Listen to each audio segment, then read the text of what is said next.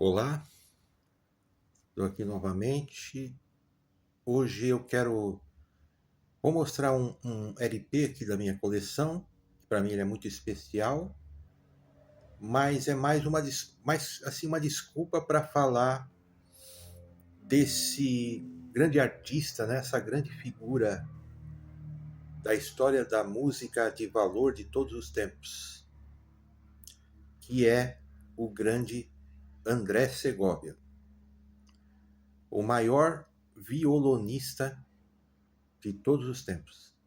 Eu não tenho a menor dúvida disso. E até hoje, ele, passados quase 40 anos do seu falecimento, ele ainda continua influenciando muitos violonistas pelo mundo afora. E aí eu vou falar um pouco desse álbum aqui, né, tá vendo? Aqui ele interpreta a famosa Chacona de Bach, que é uma obra dificílima, que é original para violino solo. E ele dá um show aqui, e é uma das maiores performances dele em gravações, né, de discos. Por isso que esse álbum torna-se especial, que ele está simplesmente impecável aqui, tocando essa chacona. E também, até hoje, vários outros violonistas já gravaram, interpretaram essa obra de Bach, mas ninguém a tocou, interpretou, né, releu essa obra tão perfeitamente, tecnicamente, como o Segovia, como está nesse álbum aqui. Segovia Bach Chacona.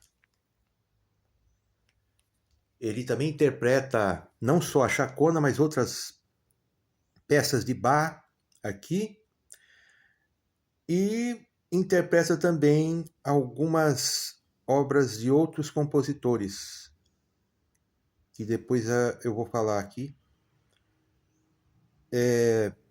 Agora, falando um pouco sobre a carreira do Segovia, ele nasceu ali no final ali do século XIX, né? 1893, se não me engano.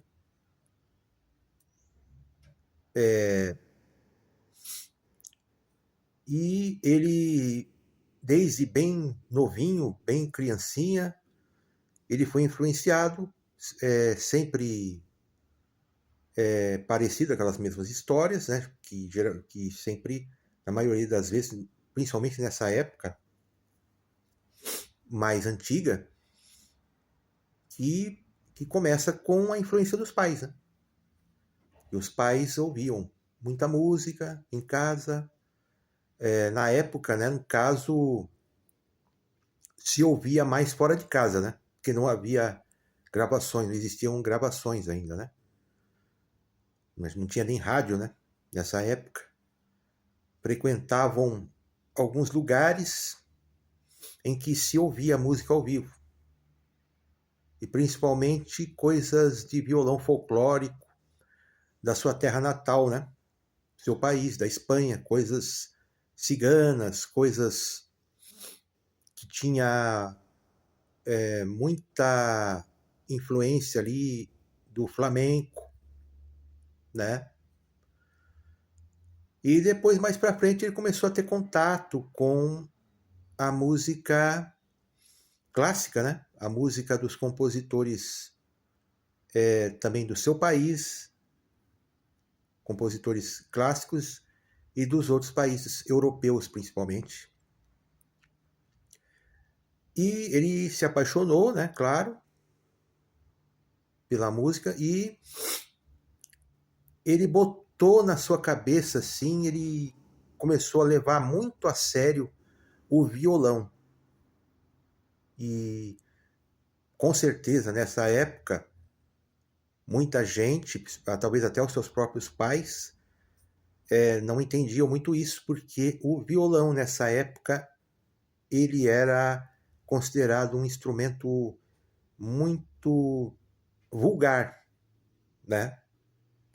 Essa que é a verdade. A gente tem que entender o contexto da época, né? Eram outros tempos. Ali, comecinho ali do século XX, né? O violão, ele era um instrumento considerado folclórico, popular, e ele era muito executado em lugares também que não eram bem vistos, né, na sociedade mais, digamos, conservadora, né, daquela época. Por exemplo, tabernas, cabarés, né, lugares onde tinha também prostituição, cortesãs ali, né, lugares que eram considerados muito mundanos, né, no sentido talvez mais, que seria mais religioso, né, a palavra mundanos. E também tinha aquela coisa do folclore, que o violão era coisa de cigano, de gente que era muito marginalizada na sociedade. Os ciganos eram considerados ladrões, pessoas que roubavam, eram muito mal vistos. E aí surgiu, principalmente aqui no Brasil, né? Tinha muito isso aí, nessa época, que o violão era associado àquele que virou até uma figura folclórica, né? Aquele camarada que não queria nada com a vida, que ficava só querendo viver por aí com seu cavalo, se apresentando, tocando seu violão, e as pessoas dando dinheiro para ele e ele conseguindo se sustentar daquele jeito, mas vivendo uma vida assim, sem nenhum outro propósito. Era visto como um desocupado ou uma pessoa vadia que vivia no ócio, né? E essa figura, né? Eles costumavam chamar de Capadócio, né? Era o chamado Capadócio. E durante muito tempo o violão ele foi associado a isso. Já existia, por exemplo, na França, um compositor chamado Hector Berlioz, que ele já começou a ver e ouvir também, né? O violão, ver com outros olhos e ouvir também o violão com outros ouvidos. E começou a estudá-lo, e começou também a compor algumas peças já, né, para ele. E ele criou um, um guia de orquestração que fala dos mais diversos instrumentos sinfônicos que eram usados na orquestra sinfônica. E a surpresa, para a grande surpresa, é que ele dedicou uma parte para falar só do violão, nesse guia para orquestração, guia de orquestração. E a partir dali começou a aparecer outros compositores e intérpretes também do violão que começaram a levar mais a sério esse instrumento. E um deles foi o compositor compatriota, né, do Segovia, Francisco Tárrega. E foi aí que o Segovia começou a se interessar pela música desse compositor, que era do seu país, e que também levava muito a sério o violão. E até dizem que o Segovia chegou a estudar com ele, mas isso aí é uma lenda, né? Porque o Tárrega, quando ele morreu, o Segovia era muito jovenzinho. não chegaram a ter esse contato assim. E, inclusive, um fato bastante curioso do Segovia é que quando o músico ele faz música clássica, né? Quando ele toca, ele é intérprete ou compositor, no caso dele, intérprete, né? Ele nunca foi um compositor, e sim, ele era um arranjador também, ele transcrevia, né? Várias obras de outros instrumentos, ou de várias outros formatos, né? Da música clássica, ele transcrevia para o violão, fazia como ninguém, né? Mas ele não era um autor, um criador, né? De obras próprias, né? Ele realmente foi e se dedicou a ser um intérprete do violão clássico. E ele, mesmo não sendo um compositor, um criador, um intérprete tão exímio, né, do instrumento, com esse domínio técnico tão perfeito do instrumento, a gente pode pensar, né, que ele teve uma formação bem graduada, estudou nos melhores conservatórios ou universidades, faculdades de música, era diplomado, era bem graduado, né, em música. E não, isso também é um mito, porque o André Segovia nunca teve nenhuma graduação formal em música. Ele não estudou em conservatórios, nem fez faculdade de música. Incrível isso. Ele é um autodidata. E ele teve algumas aulas com professores mais informais, para ter alguma noção de posição do instrumento.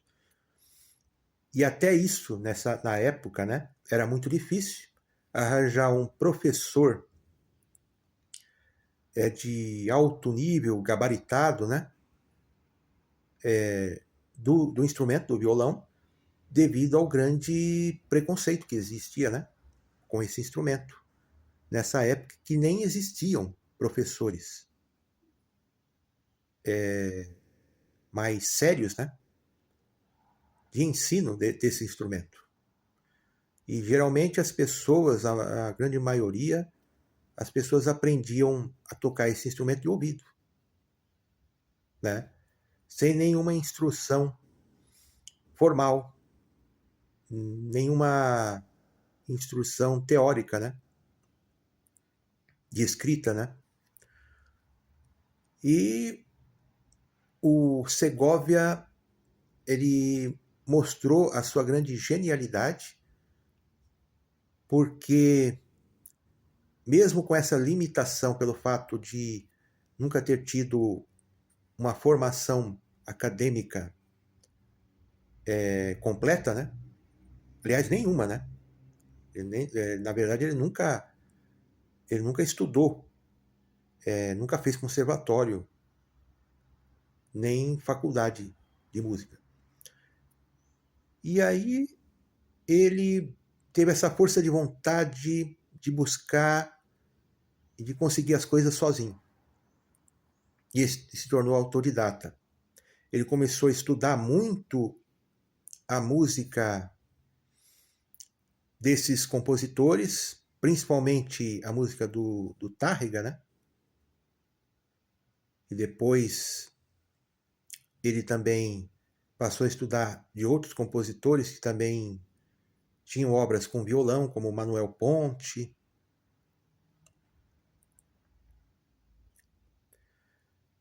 Alfredo Pujol, né, também, que foi outro grande mestre também, que ele também se influenciou. Ele teve muito apoio também depois, mais para frente, daquele violoncelista Pablo Casals, né? Que ele se encantou por essa característica do Segovia, né? De conseguir as coisas assim sozinho, ser totalmente autônomo, né? E aí ele ajudou muito, divulgou muito o trabalho, né? Quando o Segovia também estava começando as suas excursões, primeiras excursões, turnês, concertos, né? Recitais de violão. O Casals sempre estava ali, o apoiando e divulgando as suas apresentações. E daí surgiu, e dali para frente o Segovia só tinha uma coisa na cabeça, esse ideal que ele sempre teve até o fim da sua vida, de elevar o violão a um instrumento gabaritado, né? Um instrumento que não fosse considerado inferior ou menor, por exemplo, ao violino, ao piano, aos instrumentos mais aclamados, né? No mundo da música clássica. E aí ele foi estudando muito e ele começou também a perceber algumas obras clássicas de outros escritas para outros instrumentos, ou até suítes, balés, trechos de sinfonia, alguma coisa assim, que soavam bem, que poderiam casar bem com a sonoridade do violão. E aí, aí que ele começou a adquirir a habilidade de transcrever essas obras para o violão. Foi a partir daí que ele começou a desenvolver essa técnica, né, de transcrever essas obras para o violão. E depois, quando começou aquela coisa das gravações, né, que o disco, né, começou a, a ser já uma realidade, né, na indústria, né, da música. Começaram as primeiras gravações fonográficas ali, e aí o Segovia já ele assinou com a gravadora, a antiga gravadora Decca, né? E ele começou também a gravar os seus primeiros discos, interpretando primeiramente, sempre, a maioria, né, sempre o de violão solo, né?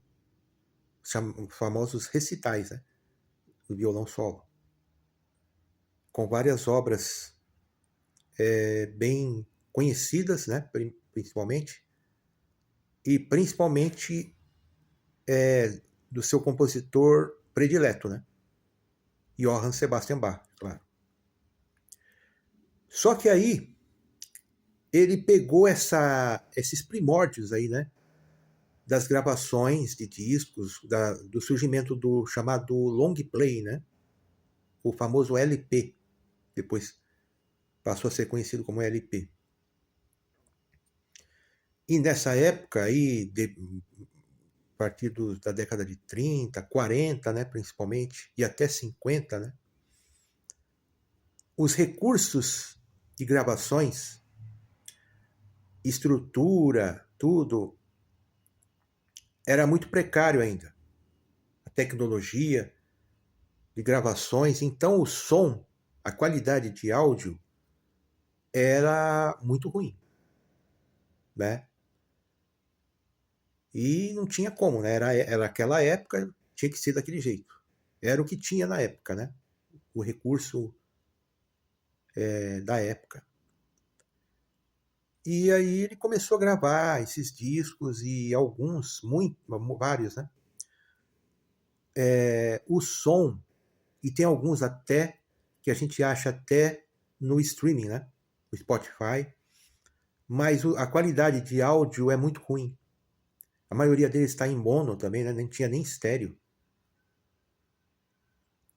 E a qualidade de áudio é péssima. Então eu mesmo não consigo ouvir, porque o som é muito abafado, o som é distante, é um som que a gente percebe ali uma coisa muito, mas muito datada, assim, né, em termos de gravação, né?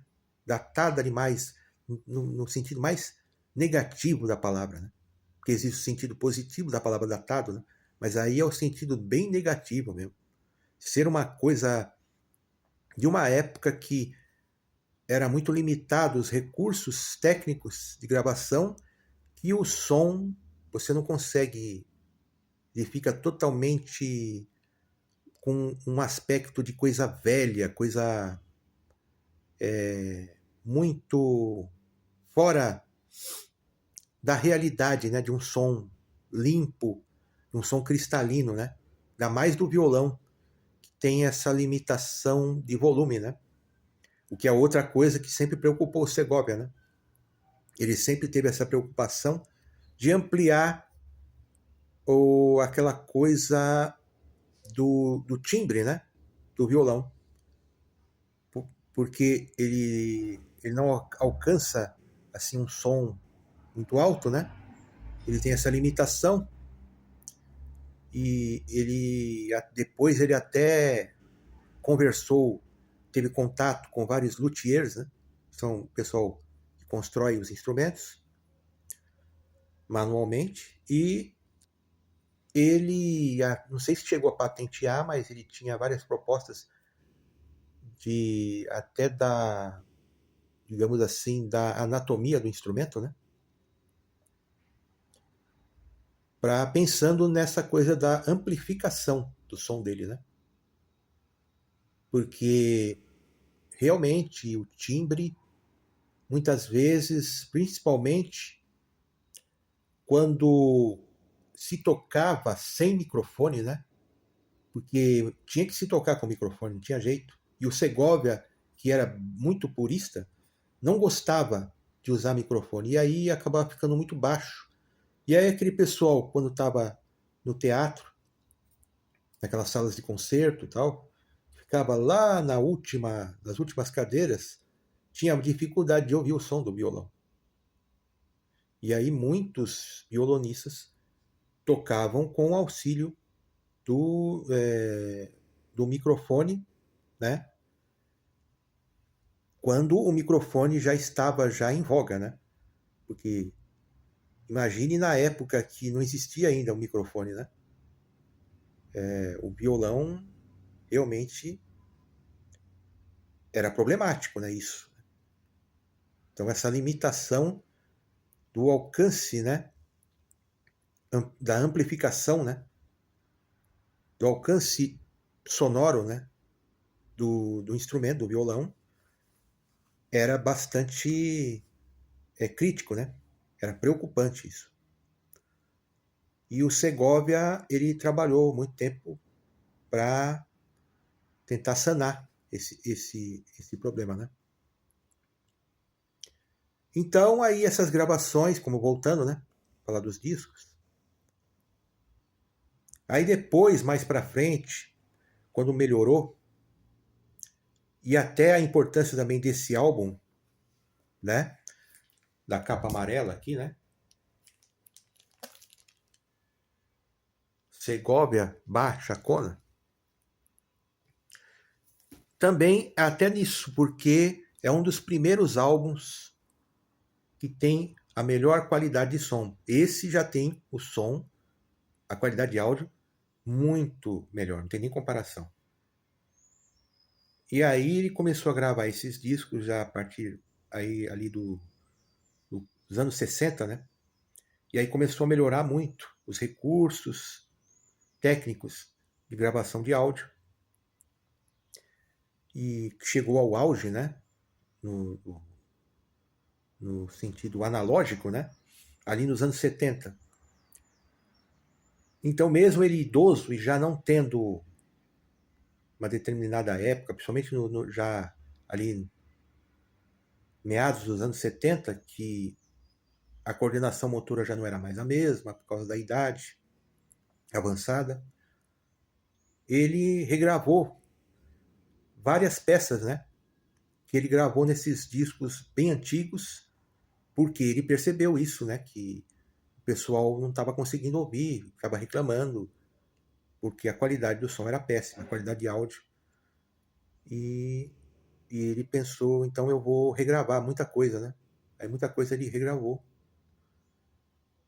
E aí sim, com essa qualidade de áudio cristalina, né? Não tem nem comparação com os seus primeiros discos, né? Então aí depois ele começou também a tocar alguns concertos, né? Com orquestras sinfônicas também. E até alguns compositores já compunham até para ele, né?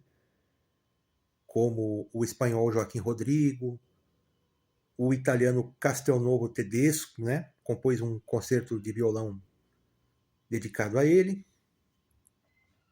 E uma coisa curiosa também é que o André Segovia, ele conheceu o nosso Heitor Villa-Lobos, né, brasileiro, e ele ficou muito amigo, os dois ficaram muito amigos.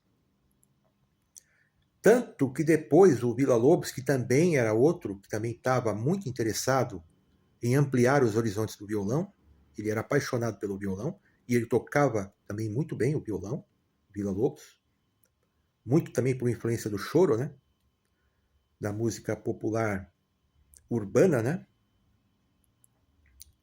brasileira do Rio de Janeiro, que ele convivia lá com os chorões, né, e ele adquiriu essa paixão, né, pelo violão, a contragosto da sua mãe, né, quando ele era ainda adolescente, que dizia que o violão era um instrumento de Capadócio, né, como a gente falou anteriormente.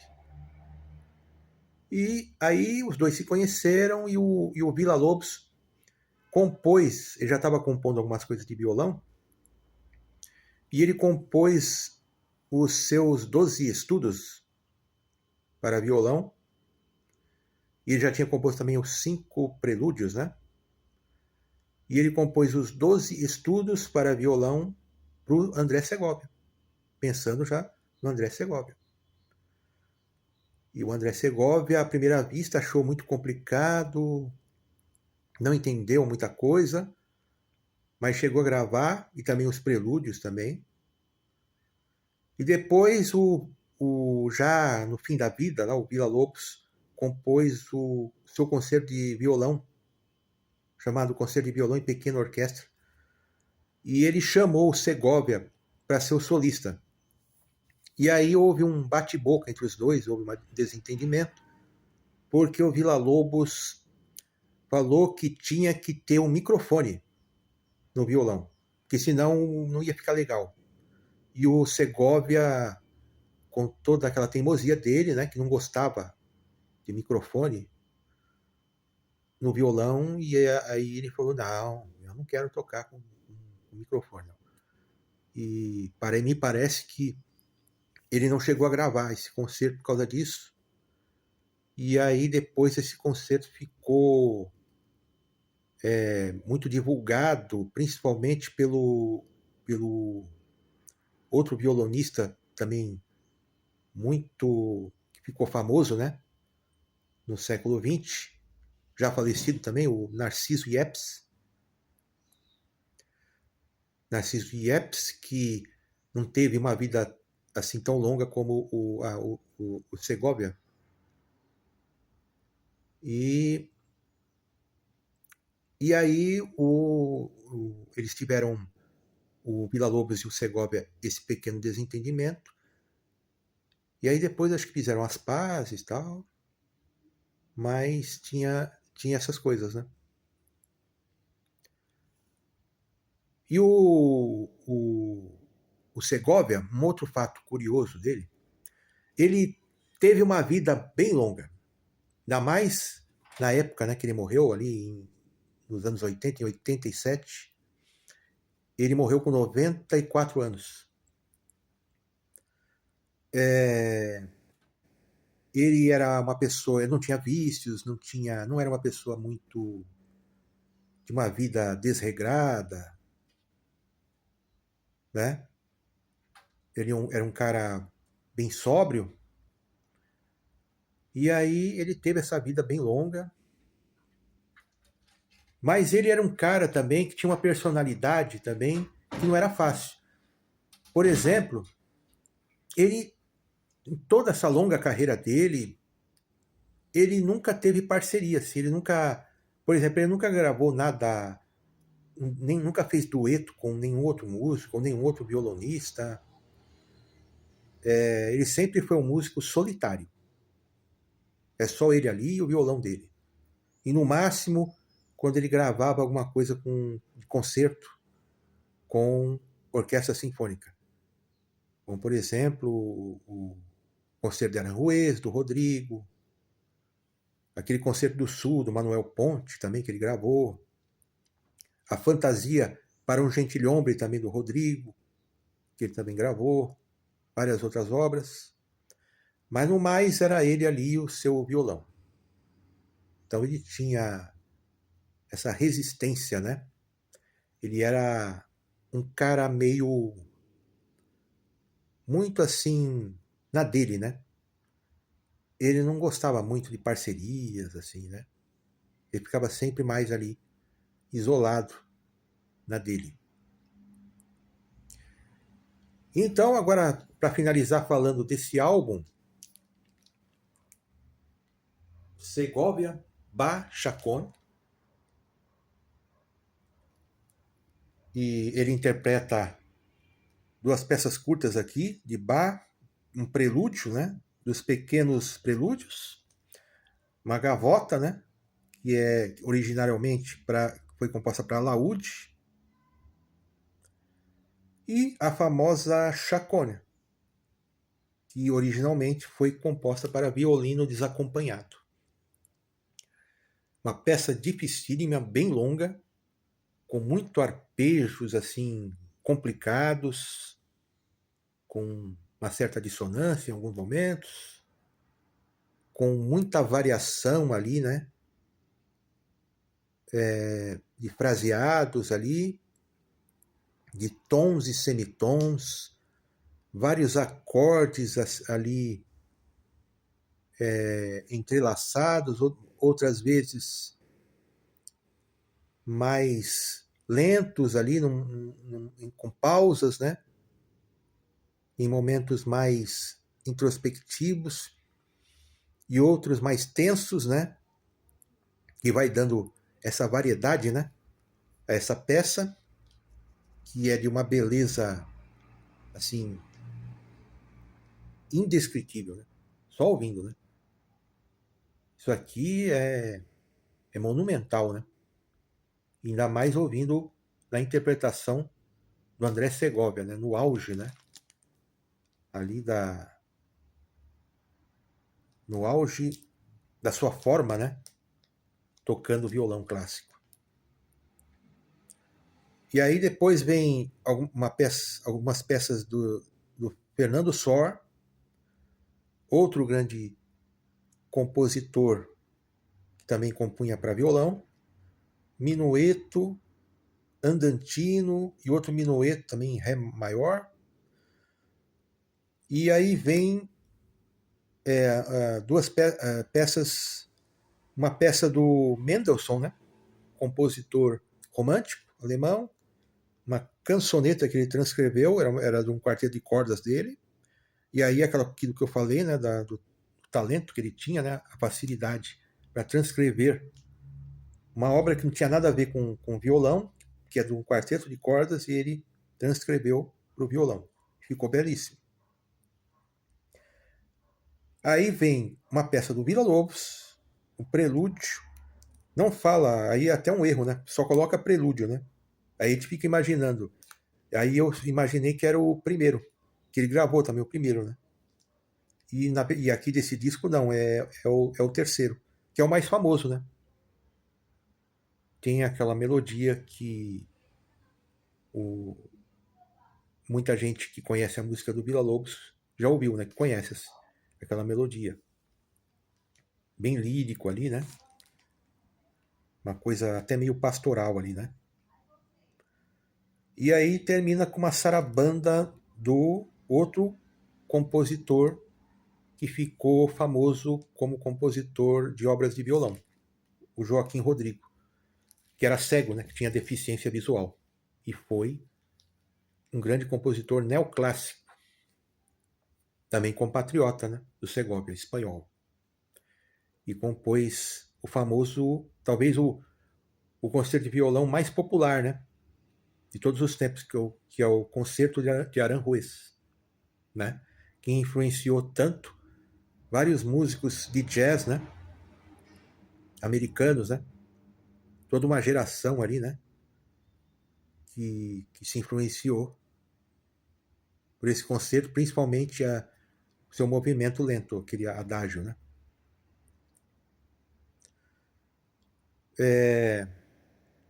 Então é isso.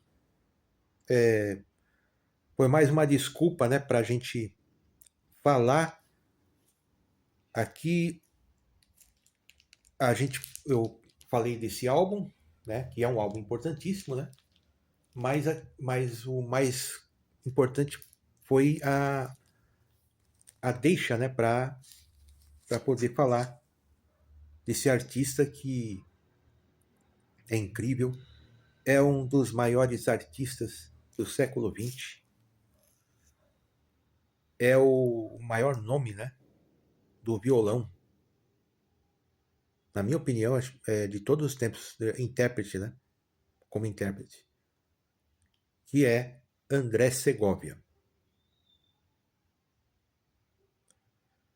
Então é isso, eu fico por aqui e depois eu vou fazer um outro vídeo aí falando de um outro tema de música.